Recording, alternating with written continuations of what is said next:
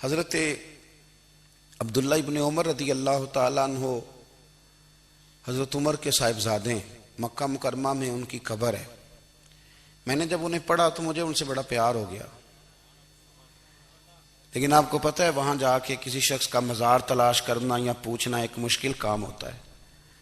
تو ایک دفعہ میں مکہ شریف میں حاضر تھا، تو ایک گاڑی والا ڈرائیور مجھے کہنے لگا کہ مولانا میں آپ کو جانتا ہوں، مجھے آپ سے محبت ہے، ایک بات بتاؤں آپ کو۔ میں نے کہا بتاؤ۔ کہنے لگے حضرت عبداللہ ابن عمر کی قبر دیکھنی ہے۔ میں نے کہا یہ تو نہیں کہہ رہا، یہ کسی نے بندوبست کرایا ہے، یہ اللہ نے تیرے دل میں بات ڈالی ہے، یہ ہو گیا، تو لے چل مجھے۔ حضرت عبداللہ ابن عمر کو نبی پاک نے فرمایا تھا راجل صالح، یہ نیک بندہ ہے، یہ متقی آدمی۔ حضرت عبداللہ ابن عمر رضی اللہ تعالیٰ عنہ سیدنا فاروق اعظم رضی اللہ تعالیٰ عنہ کے صاحبزادے ہیں، اور ان کی ہمشیرہ سیدہ حفصہ رضی اللہ تعالیٰ عنہ حضور کی زوجہ محترمہ ہیں۔ ایک دن اپنی ہمشیرہ سے کہنے لگے کہ نبی کریم صلی اللہ تعالیٰ علیہ وسلم گھر میں آئے نا، اور اگر حضور غم امت میں پریشان نہ ہوں، طبیعت کو حشاش بشاش دیکھو، تو ذرا پوچھنا تو صحیح حضور کا میرے بارے میں کیا خیال ہے، پوچھنا تو صحیح کہ کریم کی بارگاہ میں میرا کیا مقام ہے، میرے بارے میں حضور کیا فرماتے ہیں۔ اب بہن کو کام بتائے، اور بتائے بھی بھائی، اور پھر بہن وہ کام نہ کرے، یہ تاریخ میں ہوتا نہیں۔ حضرت عمر فاروق رضی اللہ تعالیٰ عنہ کی صاحبزادی ام المومنین رضی اللہ تعالیٰ عنہ فرماتی ہیں کہ میں تو بس منتظر تھی، انہوں نے تو کہا تھا نا کہ اگر تم حشاش بشاش دیکھو تو بات کرنا، لیکن حضور تشریف لائے، میری باری تھی، میرے گھر تشریف لائے، کھانا پیش کیا تو فوراً میں نے عرض کی حضور ایک بات پوچھنی تھی۔ تو حضور نے فرمایا پوچھئے۔ میں نے عرض کی حضور میرے بھائی عبداللہ ابن عمر کے بارے میں آپ کا کیا خیال ہے؟ نوجوانوں میری بات پہ غور کرنا، میرے بھائی کے بارے میں آپ کا کیا خیال ہے؟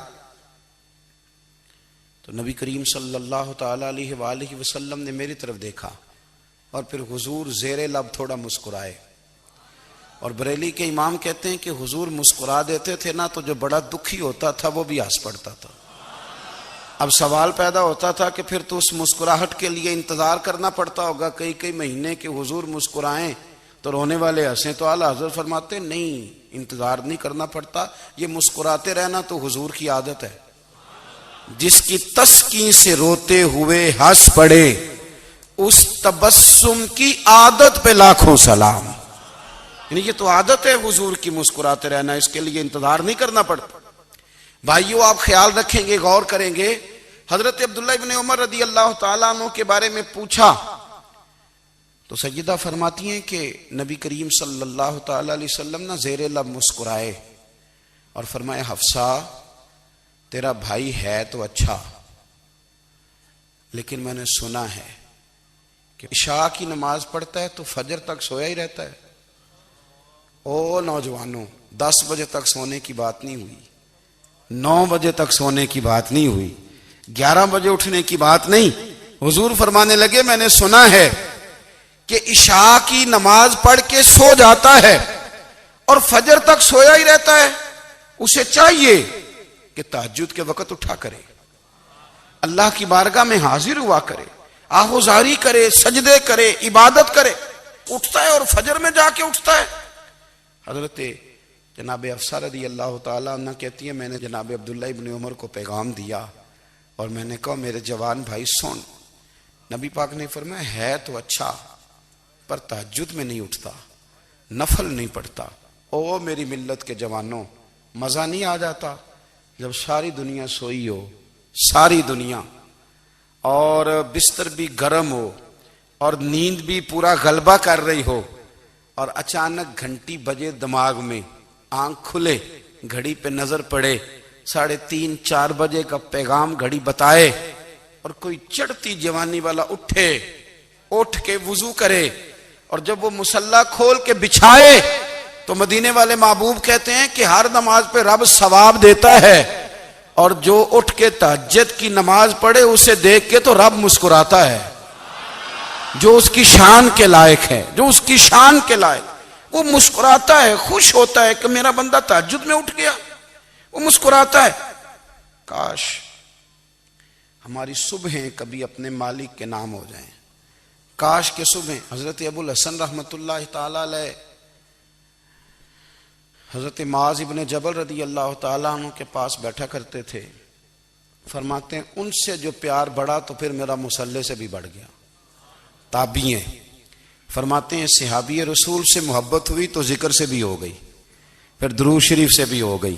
محبت ان سے بڑھی تو پھر اللہ نے مسجد کا پیار بھی بڑھا دیا. آپ فرماتے ہیں کہ میری ہر وقت بھی یہ چاہتی تھی کہ بس اللہ اللہ کروں, بس اللہ اللہ کروں, بس نہ میں ذرا تھوڑی جان چھڑاؤں لوگوں سے, کو 10 منٹ ملے تو میں کو 4 نفل پڑھ لوں, میں تھوڑا سا نہ بچوں لوگوں سے, اور مجھے تسبیح ملے تو میں نہ کچھ 400-500 دفعہ استغفار پڑھوں, سبحان اللہ, الحمدللہ, اللہ اکبر, لا حول ولا قوت الا باللہ, میں نہ تسبیحات پڑھوں. فرماتے ہیں کہ بچے تھے گھر میں 6-7, غربت تھی, کام ملتا کوئی نہیں تھا, اور میں کام چور نہیں تھا, کام ڈھونڈتا تھا, پر اللہ کی قدرت کے کام نہیں ملتا تھا. فرماتے ہیں کہ میں نے ایک دن اپنی اہلیہ سے کہا کہ آج میں پھر جاتا ہوں کام ڈھونڈنے. تو میری بیوی بڑی فرما بردار تھی, پر اس دن نہ غربت کے ہاتھوں تنگ آ کے کہنے لگی آج نانا کوئی تو چیز لے کے آیا, تو مجھ سے بچوں کی بھوک نہیں دیکھی جاتی. یہ سب روگاں دا روگ محمد جس دا نام غریبی, کنڈ بلا کے لنگ جاندے نہیں دوست یار قریبی. آج نہ کچھ لے کے آیا تو میں بچے لے کے میکے چلی جاؤں گی. شیخ فرماتے ہیں کہ میں بڑا پریشان گھر سے نکلا, پر میں نے صبح سے لے کے زور تک کام ڈھونڈا, کام ملا کوئی نہیں. تو میرے دل میں خیال آیا چلو کام نہیں ملتا تو اللہ اللہ تو کرے نا, چلو بندوں کی مزدوری نہیں ملتی تو رب کریم کی عبادت ہی کرتے ہیں. فرماتے ہیں کہ میں نے نا فرات کے پانی سے وضو کیا, نہر کے, شدید دھوپ تھی, ساتھ ریت تھی اور ریت تپ رہی تھی. میں نے اپنا رومال وہیں مصلی کے طور پر بچھا لیا, اور فرماتے ہیں کہ زور سے لے کر عصر تک نماز پڑھی. دھوپ بھی پورے زور پہ, پر میرے سجدے کا ذوق بھی پورے زور پہ.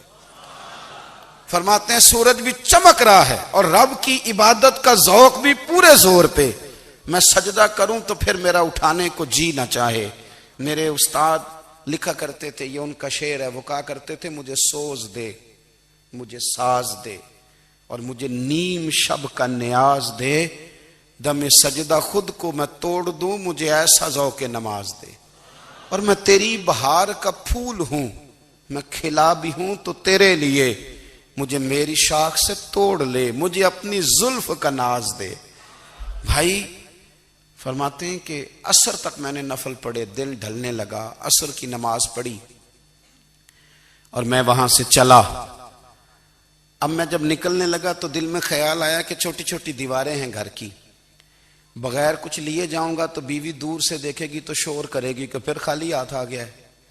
کہتے میں نے اپنے اسی رومال میں جس پہ میں نے نماز پڑھی تھی نا, رومال میں کیا دے پنجابی جو صافہ کہتے ہیں, اسی میں نا میں نے کچھ ریت بھر لی کہ وہ دور سے دیکھے گی تو سمجھے گی کچھ لے کے آیا ہے, چلو جا کے اسے بتا دوں گا کہ آج پھر مزدوری نہیں ملی. کہتے ہیں وہ ریت لے کر جب میں گھر میں گیا تو پہلے بیوی دروازے پہ کھڑی ہوتی تھی, پوچھتی تھی خالی ہاتھ آ گئے ہو, آج میں نے دیکھا تو ہے ہی کوئی نہیں. فرماتے ہیں میں اندر داخل ہوا, سلام لیے, کونے میں نے وہ رومال رکھ دیا اور میں نے آواز دی کہ بھلی مانس کہاں ہو. تو وہ کہنے لگی آپ منہ ہاتھ دھو لیں, میں روٹی لے کے آئی. میں نے کہا روٹی کہاں سے آ گئی, یہاں تو کئی دنوں کے فاقے, تو کئی دنوں کی غربت ہے, یہاں تو اس گھر میں تو فقیری ہے. فرماتے ہیں کہ وہ روٹی لے کے آئی اور اس وقت کی جو موجودہ نعمتیں تھیں, سمجھ لیں سلاد, اچار, ہر چیز ساتھ لائی. میں نے کہا کہ بچے کہاں گئے؟ کہنے لگی وہ کھانا کھا کے کھیلنے گئے, آپ کھانا کھا لیں آ جاتے. کھانا اس نے چن دیا. میں نے حیرت انگیز لہجے میں ساری نعمتیں اپنے دسترخوان پہ دیکھ کر کے بیوی سے پوچھا یہ کہاں سے آیا کھانا, بچوں کو تو نے کہاں سے کھانا کھلایا, یہ سارا کچھ کیسا ہے؟ تو کہنے لگی پتہ نہیں آج آپ کس کریم کی مزدوری کرنے چلے گئے تھے, پتہ نہیں کس کریم کی, میرے گھر میں تو اتنی نعمتیں آئی ہیں کہ مجھ سے سنبھالی نہیں جا رہی, اتنا اناج ہے, اتنا گندم ہے, کس کریم کے دروازے آج چلے گئے تھے. یہ کہتے کہتے وہ اٹھی اور اٹھ کر کے کہنے لگی پہلے بڑا کچھ آیا تھا، اب کیا لے آئے ہو؟ اور جا کر کے نا اس نے وہ ریت والا رومال کھولا، کہنے لگے میں تو لے کے آیا تھا ریت، تو میرے رب نے اسے بھی سونے اور ہیرے بنا دیا تھا۔ جب آپ کی توجہ اللہ کی جانب، میرے نبی پاک صلی اللہ تعالی علیہ وسلم نے فرمایا ہر چیز اپنے رب سے مانگ، ہر چیز مانگ، ہر چیز مانگ۔ یا رسول اللہ کیا کچھ؟ میرے محبوب نے فرمایا تیرے گھر میں نمک بھی ختم ہو جائے تو وہ بھی اپنے رب سے مانگا کر، تو مانگنا وہ تجھے دے گا، تو اس کی بارگاہ میں کشکول طلب دراز تو کرنا۔ اور ترمذی شریف میں عجیب لفظ ہیں، رسول کائنات نے فرمایا، رب کریم فرماتا ہے جب میرا بندہ ہاتھ اٹھاتا ہے نا تو مجھے حیا آتی ہے کہ میں خالی کیسے لوٹا دوں اس کے۔ اتنے بڑے بادشاہ کی بارگاہ میں، او بھائی لوگوں سے عزتیں تلاش کرتے ہو تو وہ کیا تمہیں عزت دیں گے؟ وہ تو کل اچھا کہتے ہیں پرسوں برا کہنے لگ جاتے ہیں۔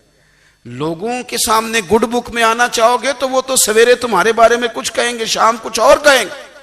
اپنی روحانی زندگی آباد کریں، اپنے مسلح کو وقت دیں، اور دنیا سے چھپ کر اس موبائل کو بند کر کے اور اپنے آپ سے بھی چھپ کے اور تنہا ہو کے چھپا کے سارا کچھ اپنے آنسو اپنے رب کی بارگاہ میں پیش کریں، اس کے حضور حاضری دیں۔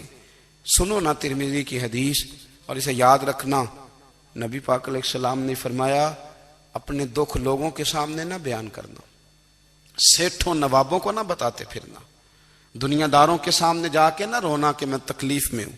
فرمایا اگر دنیا داروں کو دکھ بتاؤ گے رب تمہیں کبھی غنی نہیں کرے گا، اور لوگ ہیں کہ الٹا مذاق اڑائیں گے۔ آپ کی جس سے بڑی پکی یاری ہے نا، پکی، وہ تب تک پکی ہے جب تک آپ نے 50,000 مانگا نہیں، اور جس وقت آپ نے کہہ دیا کہ میں مجبور ہوں میری مدد کر تو پھر ختم ہو گئی دوستی۔ لوگوں کی تعلقات آپ کے ساتھ تب تک ہیں جب تک آپ ان سے کوئی ضرورت وابستہ نہیں کرتے۔ کریم محبوب فرمانے لگے بندوں کے سامنے دکھ نہ بیان کرنا، اللہ تجھے کبھی غنی نہیں کرے گا۔ تو اپنے دکھ اپنے رب کو بتا، تو دعائیں مانگ، تو اس کی بارگاہ میں حاضر ہو، تو اس کے حضور عرض کر۔ فرمایا اپنے دکھ اپنے رب کو بتا، وہ جلدی کرے یا دیر سے کرے تجھے ساری دنیا سے بے نیاز کر دے گا، تجھے کسی کا محتاج نہیں رہنے دے گا۔ اپنے مسلح کو، اپنی دعاؤں، ایک بزرگ فرماتے ہیں میں نے دعا مانگنے کا طریقہ اپنی بیوی سے سیکھا، دعا مانگنے کا طریقہ اپنی، سیکھنے والے تو اپنے بچوں سے بھی سیکھ لیتے ہیں، سیکھنے والے تو ہر ایک سے سیکھتے ہیں۔ وہ کہتے ہیں میں نے دعا مانگنے کا سلیقہ اپنی بیوی سے سیکھا ہے۔ حضرت وہ کس طرح؟ فرمانے لگے میری بیوی نے نا مجھے کوئی کام بتایا، کچھ پیسوں کی ضرورت کے لیے کہا، تو میں نے اسے کہا کہ بھئی ابھی میرے پاس نہیں ہے، کچھ دنوں میں آتے ہیں تو میں دے دوں گا۔ عورتوں کی عادت ہوتی ہے وہ بار بار یاد کراتی ہیں، 2-4 دنوں کے بعد پھر اس نے کہا حضرت وہ میں نے کہا تھا کچھ پیسے، میں نے اسے کہا کہ ابھی میرے پاس نہیں ہے، کچھ دنوں میں ملتے ہیں تو میں تمہیں دے دوں گا۔ اس نے کچھ دنوں کے بعد پھر کہا حضور وہ میں نے کچھ پیسے کہے تھے۔ فرماتے میں نے ڈانٹ دیا، میں نے کہا کہ کیا تو روز مجھے شرمندہ کرتی ہے، کہا نا میرے پاس نہیں ہے، ہوں گے تو دے دوں گا، تو روز یاد کراتی ہے۔ فرماتے ہیں اس نے پہلے تو میری ڈانٹ کو سہا، پھر میرے سخت جملوں نے اس کی آنکھوں میں آنسو پیدا کر دیے، پھر اس نے اپنے آنچل میں اپنے اس دکھ کو سمیٹا، اور پھر اس نے ایک جملہ کہا تو میں رو پڑا، اور مجھے اپنے رب سے مانگنے کا طریقہ آ گیا۔ مجھے کہنے لگی حضرت جی آپ نے ڈانٹ دیا، میں نے سہ لیا، پر آپ ہی میرے شوہر ہیں، بتائیں نا آپ سے نہ کہوں تو میں کس سے جا کے کہوں۔ فرماتے ہیں میں رو پڑا، اور میں کھل کے رویا، اور میں تڑپ کے رویا، اور پھر میری سسکیاں بند گئیں۔ تو مجھے کہنے لگی آپ کو کیا ہوا؟ میں نے کہا مجھے بھی دعا مانگنی آ گئی ہے، جب میں اسے کہوں گا نا اللہ تو ہی میرا رب ہے، میں تجھ سے نہ کہوں تو میں کس سے جا کے کہوں؟ میں کیوں کسی بندے سے سوال کروں؟ میں کیوں کسی دنیا دار سے کہوں؟ میں تیرے بندوں کا، نیک بندوں کا وسیلہ لے کے، تیرے محبوب کی غلامی لے کے تیری بارگاہ میں آیا، تجھ سے نہ مانگوں تو کس سے مانگوں؟ سمجھ آ گئی ہے جب میں اس رنگ میں مانگوں گا تو پھر رب میرے اوپر بڑا ہی فضل فرمائے گا، وہ میرے اوپر بڑی رحمت کرے گا، وہ میرے لیے آسانیاں کرے۔ عزیز دوستو ہم اس طرح کرنے لگ گئے ہیں کہ ہم نے نا اپنے تعلقات پر اعتماد کرنا شروع کر دیا ہے۔ میرے تعلقات بہت ہیں، ہم نے اپنی دولت پر اعتماد کرنا شروع کر دیا ہے، میرے پاس دولت بہت ہے، ہم نے اپنے علم پر، اپنی شہرت پر اعتماد کرنا شروع کر دیا کہ میرے پاس فلاں چیز بہت ہے۔ یاد رکھنا، جب بے نیاز اپنی صفت بے نیازی دکھاتا ہے تو بڑی بڑی دولتوں والے مجبور نظر آتے ہیں۔ بھائیو، جب انسان کا رشتہ اپنے مالک کے ساتھ ہوتا ہے پھر تو غم بھی کچھ نہیں کہتے، پریشانیاں بھی کچھ نہیں کہتی، پھر تو زندگی صبر والی، پھر تو زندگی توکل والی، پھر تو زندگی بھروسے والی، پھر انسان اپنے آپ کو رسوا نہیں کرتا۔ دنیا داروں سے امیدیں اس کی ختم ہو جاتی، امیدیں اللہ رسول سے لگا لیتا ہے، مضبوط ہو جاتا ہے، مضبوط، طاقتور ہو جاتا ہے، خوددار ہو جاتا ہے، باوقار باعزت ہو جاتا ہے۔ حضرت بہلول دانا رحمت اللہ علیہ بیٹھے تھے تو ہارون رشید حج کر کے آ رہا تھا، تو رستے میں حضرت شیخ سے ملاقات ہو گئی تو السلام علیکم کے بعد کہنے لگا حضور کوئی حکم ہو تو بتائیے گا۔ تو حضرت بہلول دانا فرمانے لگے تیرا رب کون ہے؟ اس نے کہا اللہ۔ تو فرمایا میرا کون ہے؟ کہا اللہ۔ فرمانے لگے تو بڑا ہی بیوقوف ہے، کیا تو یہ سمجھتا ہے کہ رب ہارون رشید کو تو دے گا اور بہلول دانا کو بھول جائے گا؟ تیرا بھی وہی رب ہے، میرا بھی وہی رب ہے۔ اس نے اگر تجھے دے کے آزمایا ہے تو ہو سکتا ہے مجھے نہ دے کے آزما رہا ہو۔ جب اس کی حکمت کے تقاضے ہوں گے تو عطا کرے گا اور دے گا، تو جا اپنا کام کر۔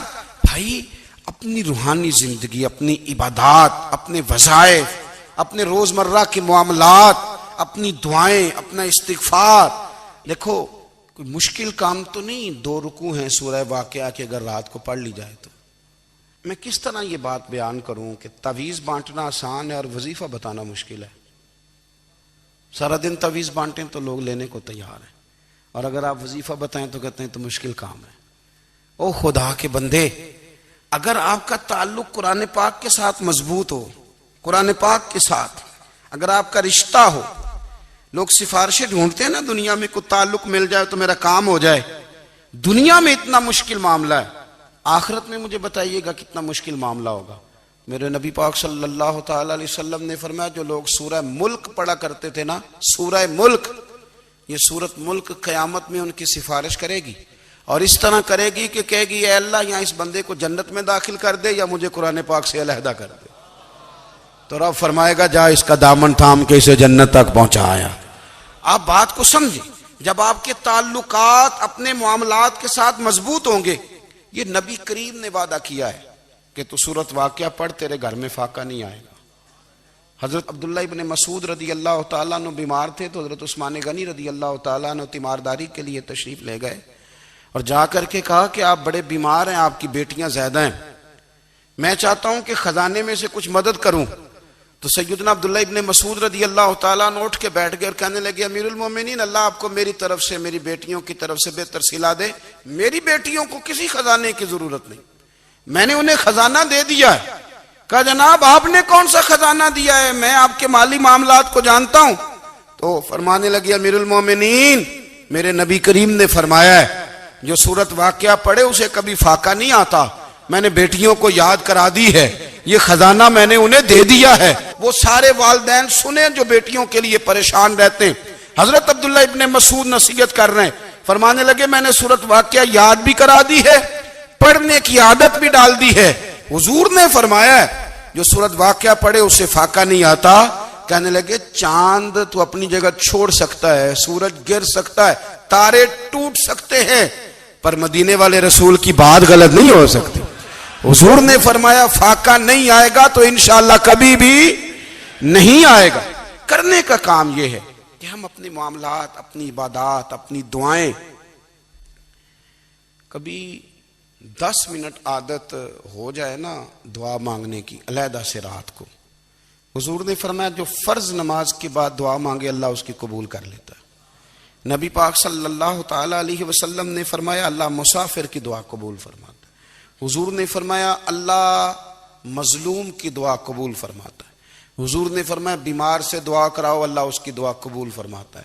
میرے نبی پاک نے فرمایا ماں باپ جب بھی اولاد کے لیے ہاتھ اٹھائیں، ویسے تے بلے شاہ تو آسمانی اڈدیاں ہی پھڑ دیں، جڑا گھر بیٹھا انہوں بڑھیا ہی نہیں۔ حضور فرمانے لگے ماں باپ جب بھی اولاد کے لیے دعا فرمائیں اللہ ان کی دعا کو قبول کرتا ہے۔ آپ اپنا تعلق بنائیں، دعا کے ساتھ، عبادت کے ساتھ، مصلی کے ساتھ رشتہ بنائیں، استغفار پڑھیں۔ صلاح الدین ایوبی صلیبی جنگوں میں تھے، رات کو مسجد اقصی میں نماز پڑھی تو پریشان تھے۔ ایک بزرگ سے ملاقات ہوئی تو وہ کہنے لگے کہ آپ بڑے پریشان ہیں۔ کہنے لگے حضور پریشان اس لیے ہوں کہ پہلے ہی مسلمان کمزور ہے، اب میں نے سنا ہے دشمن کا ایک بحری بیڑا وہ جنگی سامان سے بھرا ہوا آ رہا ہے، تو اب ان کے پاس اور تلواریں اور نیزے آ جائیں گے، مسلمانوں کے پاس پہلے ہی وسائل کی کمی ہے، پریشان ہوں کس طرح کر کے مقابلہ کریں گے۔ یہ بات کہتے ہی صلاح الدین ایوبی نے بزرگوں سے کہا حضور آپ بھی دعا کرنا، دعا کی بڑی طاقت ہے۔ میرے نبی پاک نے فرمایا دعا مومن کا ہتھیار ہے، دعا مومن کا، دعا مومن کا۔ حضور نے فرمایا تقدیر کو سوائے دعا کے کوئی چیز نہیں بدل سکتی، دعا مومن کا ہتھیار ہے، یہ کافر کے پاس کوئی نہیں، یہ ہتھیار ہے مومن کا۔ اللہ کرے آپ کو سمجھ آئے، پھر سنیں، کئی بار کہہ چکا ہوں یہ ہتھیار ہے۔ کافر کے مقابلے میں جو تیرے پاس سب سے بڑا ہتھیار ہے وہ دعا ہے۔ دعائیں کرانی چھوڑ دی، کرنی چھوڑ دی، لینی چھوڑ دی۔ حضرت سیدنا انس بن مالک رضی اللہ تعالیٰ عنہ فرمایا کرتے تھے میں نے وہ رنگ دیکھا ہے جب حضور دعا مانگتے تھے اور حضور کی مقدس آنکھوں میں آنسو بھی ساتھ ہی بہا کرتے تھے، میں نے وہ انداز دیکھا ہے۔ تو صلاح الدین ایوبی بزرگ سے کہنے لگے آپ بھی دعا کیجیے، اور خود رونے لگے اور سر سجدے میں رکھ کے رونے لگے، اور عشاء سے لے کر فجر تک روئے، خوب روئے۔ صبح وہ بزرگ آئے تو صلاح الدین ایوبی کا خوبصورت اور ہنستا ہوا چہرہ دیکھا، کہنے لگے آپ بڑے خوش ہیں، رات تو میں نے بڑے روتے ہوئے دیکھا تھا۔ تو کہنے لگے حضور وہ جو بحری بیڑا آ رہا تھا نا وہ پانی میں ڈوب گیا ہے، اب وہ نہیں آ رہا، ابھی خبر آئی ہے تو میں بڑا خوش ہوں۔ حضور کہنے لگے اٹھ سینے سے لگ اور سن ایک بات، وہ بحری بیڑا پانی میں نہیں ڈوبا، وہ تیرے آنسوؤں میں ڈوب گیا ہے۔ وہ جو تو رات رویا ہے نا رب کریم کی بارگاہ میں تو وہ ڈوب گیا ہے۔ بھائی اپنا مصلی کا، عبادت کا، وظائف کا، اللہ اللہ کا سلسلہ اس کو مضبوط کرے، اپنی دعاؤں کے تعلق کو مضبوط کرے۔ دعائیں بڑے انقلاب برپا کر دیتی ہیں۔ ہم تھوڑے تھوڑے نا جب سے خشک ہوئے ہیں نا، خشک، اور میری تو جماعت ہی صوفیاء کی جماعت تھی، ہم تو داتا علی اجمیری کی جماعت سے، ہم تو خواجہ اجمیری کی جماعت سے، ہم تو شیخ احمد فاروق سرہندی کی جماعت سے، ہم تو صوفیاء کی جماعت۔ ہماری جماعت نے بھی وہ تعلق جو ہمارے بزرگوں نے بنایا تھا۔ بزرگ اللہ کے قریب کیسے جاتا ہے؟ تو ہمارے یہاں نا بہت سارے لوگ کہتے ہیں جی نظر ہو گئی تو کام ہو گیا۔ بھائی جو بخاری مسلم میں طریقہ ہے نا اللہ کا قرب پانے کا وہ تو نفل ہے۔ نبی کریم علیہ الصلوۃ والسلام نے فرمایا بندہ نفلوں کے ذریعے رب کے قریب جاتا ہے، اور اتنا قریب جاتا ہے کہ پھر اللہ اس کی زبان بن جاتا ہے، اللہ اس کی آنکھیں بن جاتا ہے، کان بن جاتا ہے، ہاتھ اور پیر بن جاتا ہے۔ تو یہ تو عبادت ہے، یہ تو اللہ کی بارگاہ کی حاضری ہے جو آپ کو اللہ کے قریب کرے گی۔ تو اپنے نماز کو اہمیت دے کے ادا کریں، نمازیں موبائل بند کر کے ادا کریں۔ لیکن نا کچھ لوگ کہتے ہیں مجھے ٹائم نہیں ملتا نماز کا، تو میں کہتا ہوں یہ آپ نے بڑی جرت کی بات کی ہے۔ مجھے کو میرا پیر بھائی کہہ دینا میرے پاس ٹائم نہیں آپ کو ملنے کا، تو میں کہتا ہوں آج کے بعد آنا ہی نہ۔ تو کیا سمجھتا ہے تو بہت بڑا آدمی ہے، تیرے پاس ٹائم نہیں ہے اور ہمیں ملنے کا ٹائم، موج کر۔ تو آپ نے اللہ رسول کو کہہ دیا ٹائم نہیں۔ اور عجیب فلسفہ ہے نا، کہا جائے نماز پڑھنے آؤ تو کہتے ہیں کپڑے ٹھیک نہیں، اور کہا جائے کہ آؤ ذرا دعوت پہ چلیں تو کہتے ہیں 1 منٹ ٹھہر میں کپڑے بدل کے آیا۔ نماز کے لیے کہا تو کہتے ٹھیک نہیں، دعوت کے لیے کہا تو کہتا میں ذرا تیاری کر لوں، یوں جانا مناسب نہیں۔ یہ معاملہ ٹھیک نہیں۔ رب تو فرماتا ہے کہ جب تو مسجد میں آ تو زینت اختیار کر کے آ، خوب ذوق سے دعا مانگے، خوب شوق سے نماز پڑھیں، خوب استغفار کا مزاج بنائیں۔ آپ لوگوں کے بیچ رہ کے سوکھ حاصل کرنا چاہتے ہیں، لیکن آپ کو پتہ ہے کئی مہینے غار حرا میں رہنا بھی مدینے والے محبوب کا طریقہ ہے۔ ہر سال اعتکاف بیٹھنا الگ سے، یہ بھی حضور کا طریقہ ہے۔ مسجد نبوی کے اندر دروازہ کھلتا تھا نبی کریم کا، پر گھر کے اندر نفل پڑھے نبی پاک، اور حضور فرماتے ہیں کچھ نفل نماز گھر میں بھی پڑھا کرو، گھر کو قبرستان نہ بناؤ۔ ہمارا گھر اللہ کے ذکر سے آباد ہوگا۔ اگر ہم نماز پڑھیں گے نا میں جب سنت پڑھنے کے لیے گھر میں کھڑا ہوتا ہوں تو میرا جو 2.5-3 سال کا بیٹا ہے نا، وہ بھی میرے ساتھ نماز پڑھنی شروع کر دے. اسے پتہ کوئی نہیں نماز کیا ہوتی ہے، لیکن وہ بھی نا سجدہ نہ بھی کرنا ہے تو ساتھ لیٹ ضرور جاتا ہے. پتہ چلا بچے لیکچر دینے سے نماز نہیں پڑھتے، نماز شروع کر دیں تو بچے بھی شروع کر دیتے ہیں. ہم جب پریشان ہوتے ہیں تو لیکچر دیتے ہیں، تو لیکچر تو باہر شاید چل جائے، گھر میں کیسے چلے گا؟ گھر میں تو عمل چلے گا. تو میرے عزیز، آج کے اس روحانی اجتماع میں ہمارے دوستوں نے جو محنت کی، ہم نے بار بار اپنی نیت سے پوچھا خدا ہمیں معاف کرے اگر کوئی ذاتی شہرت ہے، کوئی ہمارے ذاتی مفادات ہیں، رب ہمیں ہدایت دے. ہماری یہ خواہش تھی کہ روحانی اجتماع ہمیں تھوڑا سا اللہ اور اس کے رسول کے جانب مائل کرے، کچھ ہمارا رشتہ مصلی کے ساتھ مضبوط کرے. انسان کھائے پیے سوئے جاگے تو اس کے جسم کی ضروریات پوری ہوتی ہیں، لیکن جب وہ اللہ کا ذکر کرتا ہے، نماز پڑھتا ہے، دعا مانگتا ہے، استغفار پڑھتا ہے، درود و سلام کے گجرے پیش کرتا ہے، تو پھر اس کی روحانی ضروریات پوری ہوتی ہیں.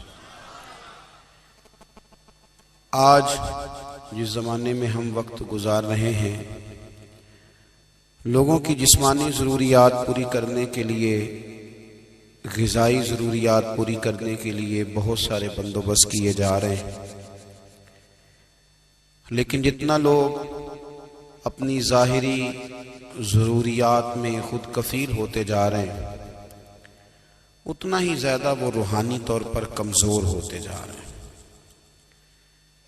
گھنٹوں بیٹھ کر گپ شپ کرنے والے لوگوں کے لیے تھوڑی دیر بھی ذکر الہی کرنا مشکل ہو جاتا ہے.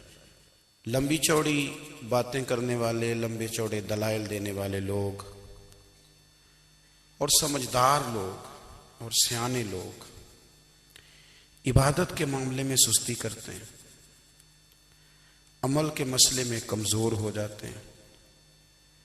تسبیحات کرنا، وظائف پڑھنا، درود و سلام پڑھنا، کم بولنا، سچی بات کرنا، صبر سے رہنا، شکر کو اپنانا، قناعت اختیار کرنا، حسد، بغض، عداوت سے بچنا، یہ لوگوں کے لیے مشکل ہو جاتا ہے. پھر اس کا نقصان یہ ہے کہ معاشرہ ایک عجیب سی بے سکونی اور بے قراری کا شکار ہے.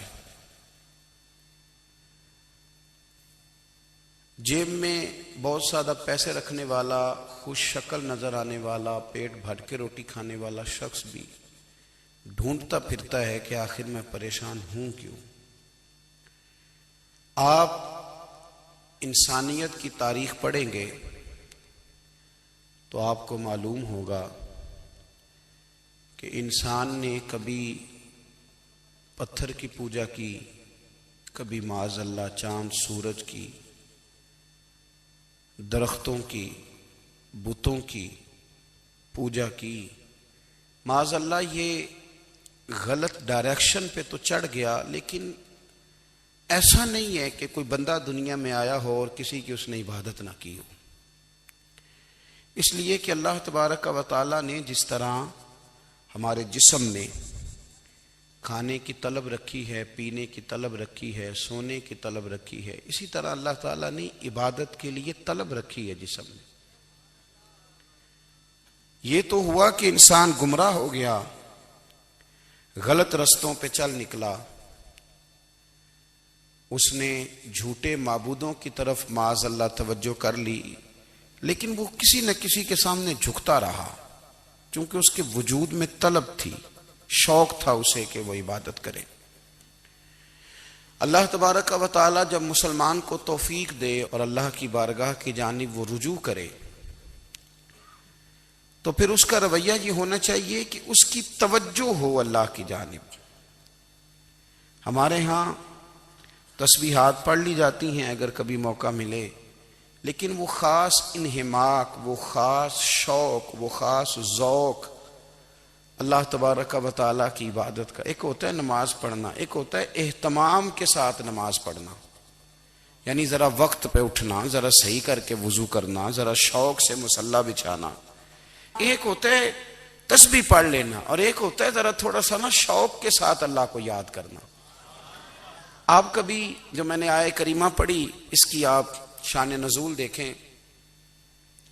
نبی کریم صلی اللہ تعالی علیہ وسلم کے نا کچھ صحابہ اللہ کی محبت کے شوق میں حضور کی بارگاہ میں حاضر ہوئے اور انہوں نے آ کے عرض پتہ کیا کیا؟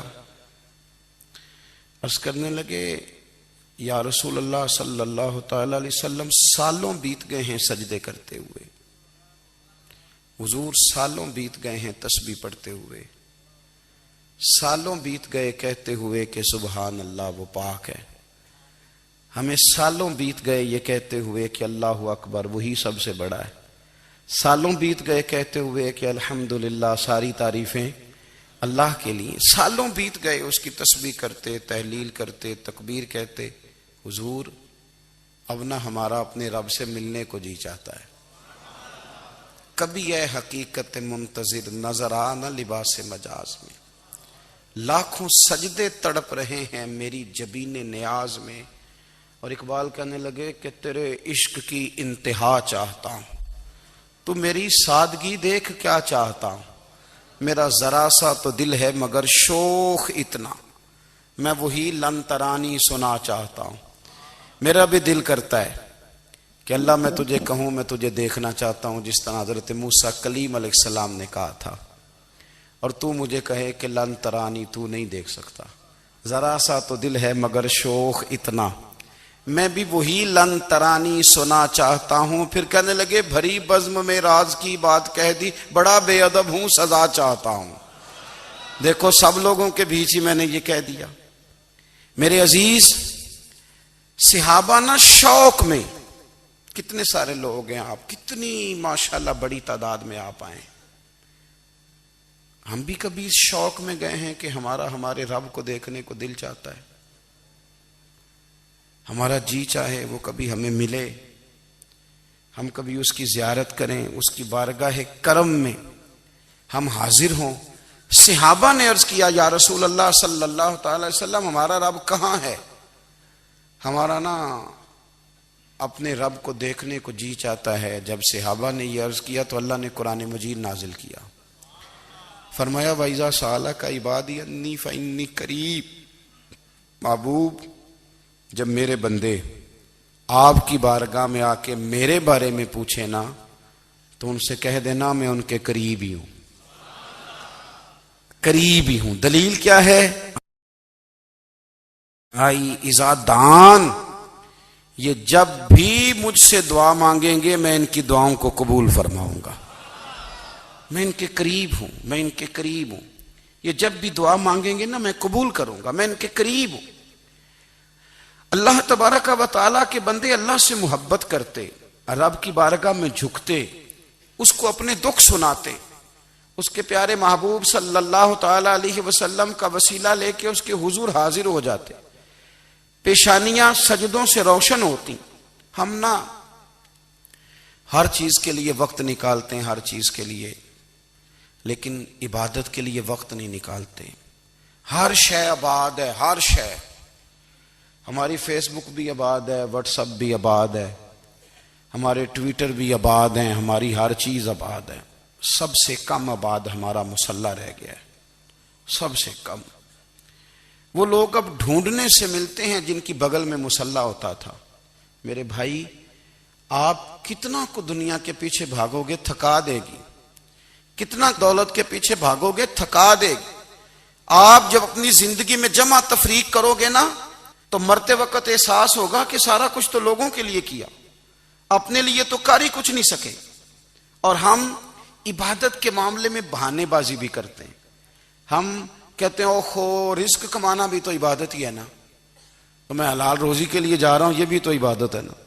میری طرح کے لوگ کہہ دیتے ہیں کہ میں سویرے اٹھ کے مدرسے میں کچھ اسباق دیکھتا ہوں تو یہ بھی تو عبادت ہے. میں بیان کرنے کے لیے مطالعہ کرتا ہوں تو یہ بھی تو عبادت ہے نا. اتنے لمبے سفر کر کے ملک میں دنیا میں گھومتا ہوں تو یہ بھی تو میں عبادت ہی کر رہا ہوں. اب اسپیشل نفلوں کے لیے وقت کس طرح نکلے، اسپیشل کر کے تسبیح میں کیسے چلاؤں، میں سارا کچھ ہم بہانے بنا لیتے ہیں نا. میرا سوال یہ ہے کہ یہ ساری باتیں صحابہ کو، نبی کریم کو، دیگر لوگوں کو بھی تو پتہ تھی نا. لیکن آپ غور تو کریں، 23 سال حضور کو وقت ملا، مختصر وقت ظاہراً تبلیغ کرنے کے لیے، پوری دنیا میں دین بھی پھیلانا ہے۔ گھر میں 11 ازواج ہیں، 4 بیٹیاں ہیں، ان کی اولادیں، سارے کام کاج بھی دیکھنے ہیں۔ لیکن سیدہ طیبہ طاہرہ حضرت عائشہ صدیقہ رضی اللہ تعالیٰ عنہ فرماتی ہیں سارا دن تبلیغ کرتے، ہر غلام کے دکھ سنتے، گھر میں آتے تو اپنے گھر والوں کا خیال کرتے، کام میں ہمارا ہاتھ بٹاتے۔ قربان جاؤں، کہتی ہیں زمانہ سارا سو جاتا لیکن آمنہ کے لال مصلی بچھا لیتے۔ دنیا سو گئی، ساری سب سو گئے، جو خدام تھے، وہ جو غلام تھے، وہ سو گئے۔ صحیح مسلم میں لفظ ملیں گے، سیدہ پاک فرماتی ہیں او میرے نبی کے غلاموں، میں نے یہ رنگ بھی دیکھا ہے کہ حضور نے اتنا کھڑے رہے، اتنا قیام کیا، اتنا قیام کیا کہ مقدس پیروں میں ورم آ گئے، سوج گئے پیر، اتنے بڑے۔ دل پہ ہاتھ رکھ کے نہیں بتا سکتا کہ میرے کبھی نماز میں پیر سوج گئے ہوں، کوئی نہیں بتا سکتا۔ بچوں کی روٹی کماتے تھک گئے، بات الگ ہے، ہم سیر کرنے گئے تو تھک گئے، بات الگ ہے، لیکن عبادت میں یہ بھی تو مسلم شریف ہے نا، یہ بھی تو دین ہے نا، یہ بھی تو حضور کی سنت ہے، یہ بھی تو وہ چیز ہے جو کریم کی آنکھوں کی ٹھنڈک ہے۔ سیدہ فرماتی ہیں پیروں میں ورم آ گئے، اور ساری رات ہی حضور نے نماز پڑھی اور ایک ہی آیت بار بار دہرائی۔ مسجد نبوی میں بلال حبشی نے فجر کی اذان دے دی اور حضور ابھی مصلی پہ تھے، کریم فارغ ہوئے۔ میں نے عرض کی یا رسول اللہ صلی اللہ علیہ وسلم، آپ کے تو صدقے اللہ اگلے پچھلوں کے گناہ معاف کرے گا، تو آپ اتنی آہوزاری کیوں فرماتے ہیں؟ آپ تو شفیع ہیں، آپ تو انبیاء کے امام ہیں۔ تو حضور نے فرمایا عائشہ تم نے گنوایا ہے نا میرے اللہ کی مجھ پر کتنی رحمت ہے، افلا اکون عبدا شکورا، فرمایا اگر اس نے اتنی نعمتیں دی ہیں تو کیا میں اس کا شکر گزار بندہ نہ بنوں؟ میں شکر گزار بندہ نہ بنوں اس کا؟ پھر اگر اتنی نعمتیں اس نے دی ہیں، مجھے اتنا نوازا ہے، تو پھر میں اس کے سامنے سجدے نہ کروں؟ او میرے بھائی، بڑے قابل فخر لوگ ہیں ہم کہ ہم نبی پاک کے غلام ہیں، ہم قابل فخر ہیں کہ نبی کریم کے غلام ہیں۔ کیا کبھی اس غلامی کے شکرانے میں بھی 2 نفل پڑھے کہ یا اللہ تیرا شکر ہے تو نے ہمیں حضور کا غلام بنایا ہے؟ یاد رکھیں کہ اپنی روحانی زندگی کو آباد کریں، استغفار پڑھیں، تسبیحات کریں۔ اے دنیا میری فکر نہیں،